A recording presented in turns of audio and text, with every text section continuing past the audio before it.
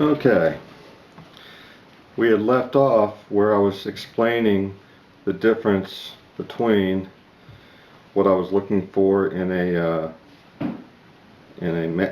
something like the MadMax Wilderness Survival Knife, the tracker, and the United States Air Force survival knife. This knife is real light. It's good for a pilot who needs to have very little weight if he gets stranded behind the lines, but it has no chopping real capability. It's really not practical for a wilderness survival knife, whereas this has a little bit more weight to chop with, to really hammer on with a batten.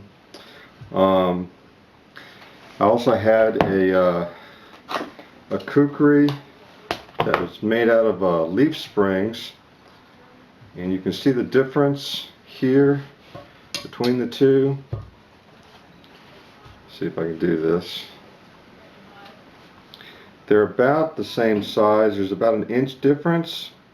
However, the kukri is made out of leaf springs and it's a lot heavier than this D2 steel. A lot heavier.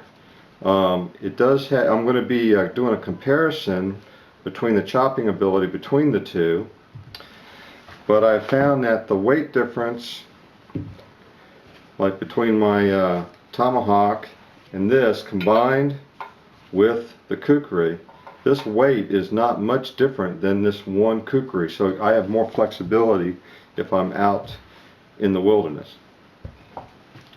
So the other thing I wanted to mention that Rob had mentioned to me as well is, he mentioned, Rick, it's got a few little minor imperfections. I don't know if you can see this or not. He mentioned this to me. Oh, just little small stuff like this that he said he couldn't, he wasn't able to get it buffed out.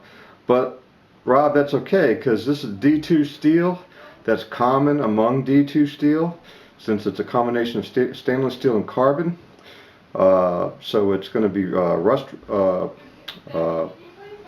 resistant, as well as maintaining and keeping a sharp edge. It's not supposed to be a show knife. It's supposed to be an actual working knife, and it is definitely going to get the work out. So again, thank you, Rob, for making the MadMax tracker for me. My wife was so impressed with your leather work.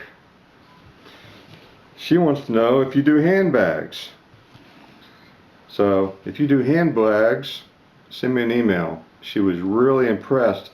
The other thing I noticed, having looked at it, you can't, but Rob had even, not only does he put the MadMax emblem here and his RDP projects on the back here, but he also did that on the leather. I don't know if you can see that or not, but that just shows you the level of professionalism and craftsmanship that Rob puts into everything that he does.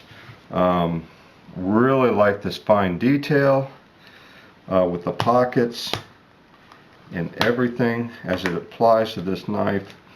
I expect in about 6 months it's not going to look this pretty. It's going to be pretty worn from the amount of use it's going to get. Again, thank you, Rob, and we'll be talking to you a little bit later.